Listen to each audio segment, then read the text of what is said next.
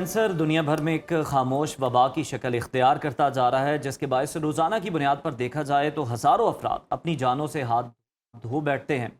عالمی ادارہ صحت کی جانب سے کینسر کے بڑھتے ہوئے کیسز پر تشویشناک وارننگز جاری کی گئی، جبکہ غیر صحت مند طرز زندگی، آلودگی اور نامناسب غذا کو اس مہلک بیماری کا بڑا سبب قرار دیا جاتا ہے۔ بالکل آپ صحیح کہہ رہے ہیں۔ پاکستان میں خواتین اسپیشلی بریسٹ اور سروائیکل کینسر کا شکار ہو رہی ہیں، جہاں بروقت تشخیص اور احتیاطی تدابیر کی شدید کمی محسوس کی جا رہی ہے۔ قدرتی طریقے سے کینسر سے بچاؤ، نیچروپیتھی کے اصولوں اور صحت مند طرز زندگی کی اہمیت پر بات کرنے کے لیے ہمارے ساتھ اسٹوڈیوز میں موجود ہیں نیچروپیتھی ایکسپرٹ جمیل مہدوی۔ السلام علیکم سر، کیسے ہیں آپ؟ اچھا سر، ہم آج کینسر کی بات کر رہے ہیں، تو کینسر وہ بیماری ہے جو کہ بڑی کامن ہوتی جا رہی ہے آج کل۔ جیسا کہ کہا جاتا ہے کہ ہر 5 میں سے ایک شخص جو ہے وہ کینسر کا شکار ہو جاتا ہے۔ تو اس بیماری کے اس قدر تیزی سے پھیلنے کی بنیادی وجوہات اور سمٹمز کیا ہیں؟ بہت شکریہ جی۔ سب سے پہلے تو یہ ہے کہ ہم تھوڑا سا اگر ہم ماضی میں دیکھتے ہیں تو ہم فطرت اور نیچر کے بہت قریب اور بہت اچھی زندگی گزار رہے تھے، جس کو آج ہم شاید سادہ زندگی کہتے ہیں، لیکن ہم شاید اس سادہ زندگی پہ واپس لوٹنا نہیں چاہ رہے۔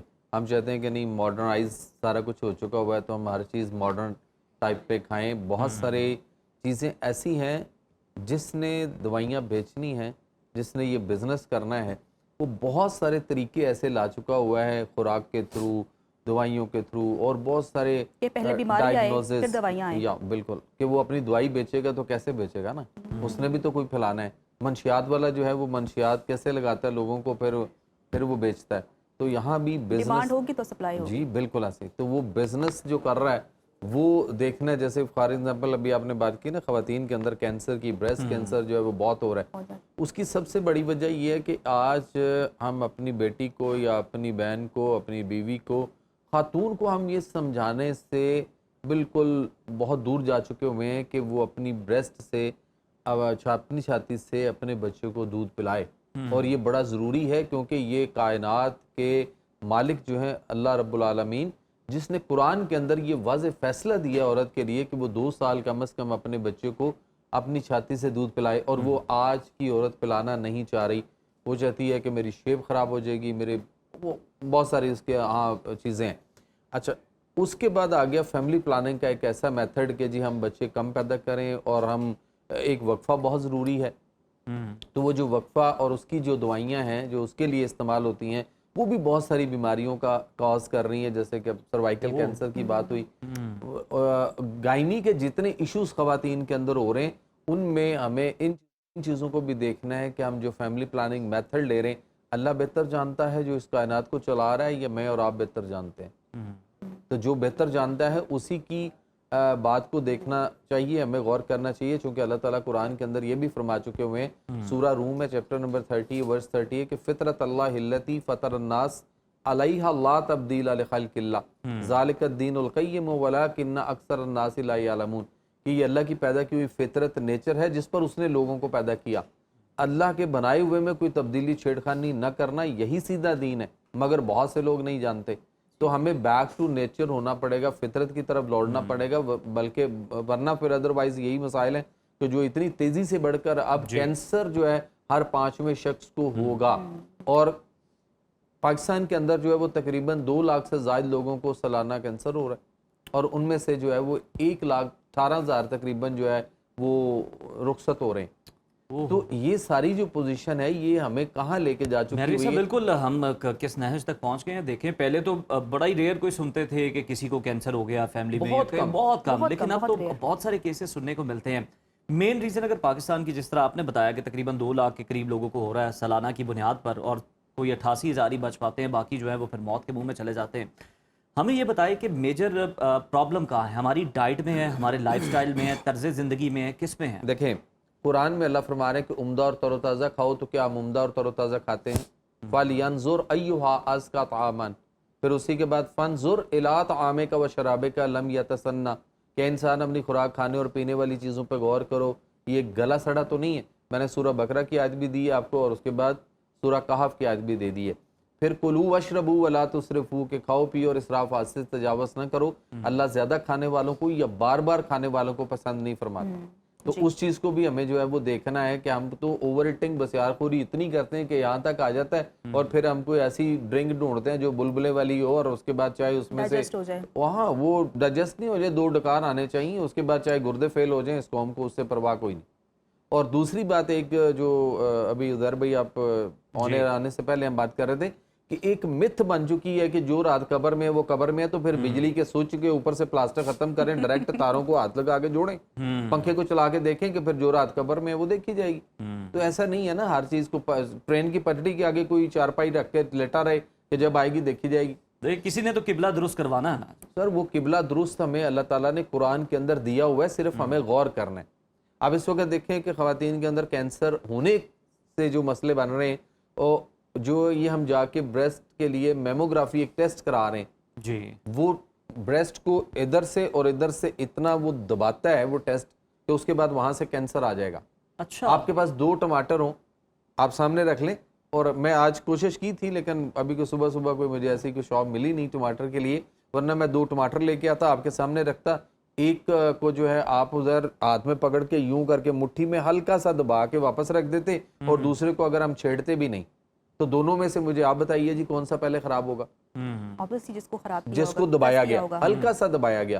تو یہاں بریسٹ رکھ کے اس میموگرافی ٹیسٹ کے اندر اتنا کہ دبائی جاتی ہے کہ جس کے بعد کینسر آنا ہے. صاحب یہ بڑا امپورٹنٹ پوائنٹ ہے یہ, اس کی اب دیکھیں تو لوگ پوچھیں گے کہ اس کی دلیل کیا ہے. دیکھا جائے یہ تو ڈائگنوز کرنے کے لیے دلیل ہم نے دے دی ہے, ڈائگنوز کرنے کے لیے نہیں, بیماریاں پھیلانے کے لیے. تو پھر کس طرح پتہ چلے گا؟ تو کیوں آفٹر 30 خواتین کو یہ ٹیسٹ کروانا چاہیے؟ اس لیے کہ جن کو یہ دیا جا رہا ہے, جن کو اس ٹیسٹ میں لایا جا رہا ہے, وہ آنے والے کسی کل میں کینسر کا شکار ہوں گی. آپ کے پاس ہیپاٹائٹس کے کتنے پیشنٹ پاکستان کے اندر, پوری دنیا میں کتنا پیشنٹ ہو چکا ہوا ہے, اور ہم صرف گولیوں اور ٹیکوں کے اوپر رکھ کے ان کو کورس کروا کے ہم نے ان کی آنکھیں بند کروا دی ہوئی ہیں کہ جی آپ کا پی سی آر کا ٹیسٹ آ رہا ہے, اس کا متبادل کیا ہے اس ٹیسٹ کا؟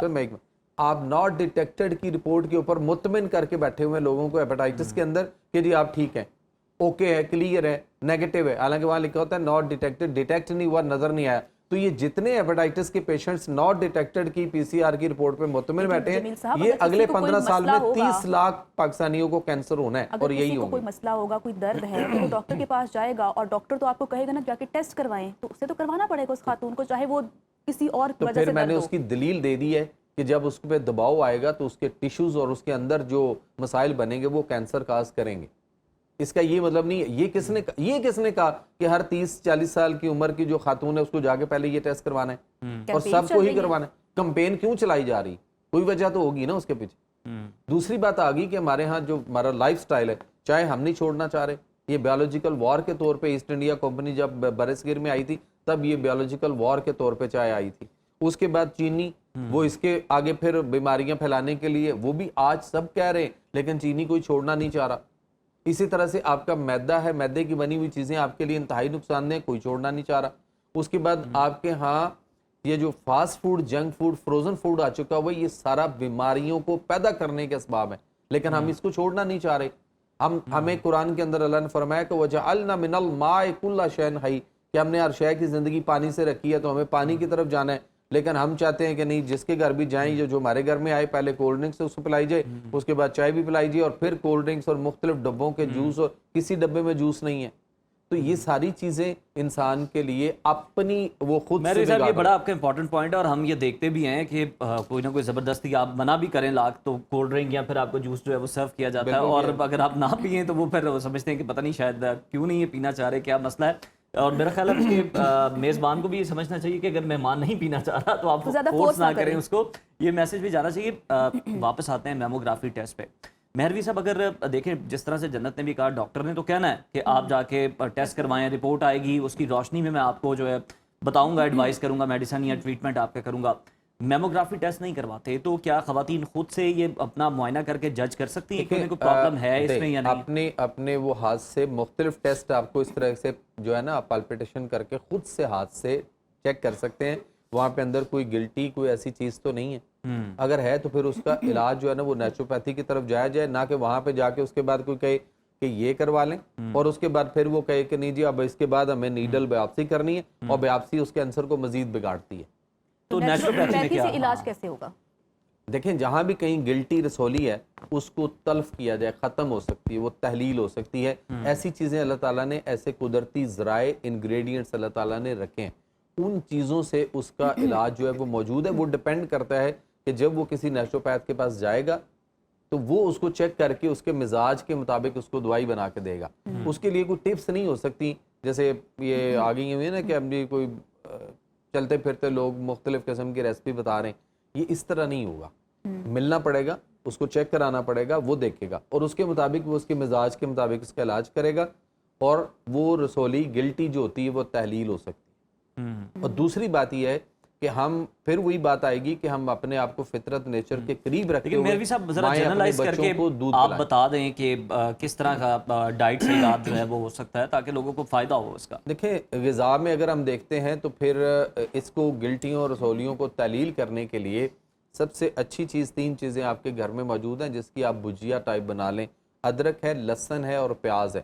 3 چیزیں, اور تینوں کو برابر مقدار میں تینوں لے کر ان کو بریک بریک کاٹ کے آپ اس کی زیتون کے تیل میں بھجیا بنا لیں یا دیسی گھی میں بھجیا بنا لیں. یہ بہت اچھی ہے جو آپ کے مختلف ان رسولیوں گلٹیوں کو تحلیل کرنے میں معاونت کرتی ہے. ہلدی, اس کو ہم روٹین میں لینا چاہیے, ویسے بھی لیتے رہنا چاہیے. اس کے بعد آپ کے پاس جو ہے وہ مطلب بکرے کے گوشت کی اگر ہم یخنی بنا کے انٹیک کریں تو اس سے بھی ہمیں حرارت آتی ہے اور اس سے بھی چیزیں جو ہے وہ تحلیل ہوتی ہیں.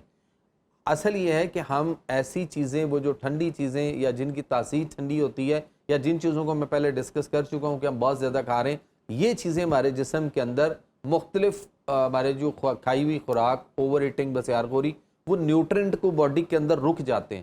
ہمارے یہاں ایکسرسائز کوئی نہیں, ہمارے یہاں چلنا پھرنا ہر چیز ختم ہو چکی ہے. اب تو ایک کلک کے اوپر گاڑی آپ کی بائک والا, جہاں گاڑی نہیں جاتی بائک والا آ جاتا ہے اور ہم اس پہ بیٹھ کے سارا ٹریولنگ کرتے ہیں. تو ہمیں اپنی ایکسرسائز اور ان چیزوں کا بھی خیال رکھنا ہے. اتنا کھائیے جتنا آپ کی ضرورت ہے. جتنا آپ گاڑی میں پیٹرول اتنا ڈلواتے ہیں جتنی ضرورت ہے.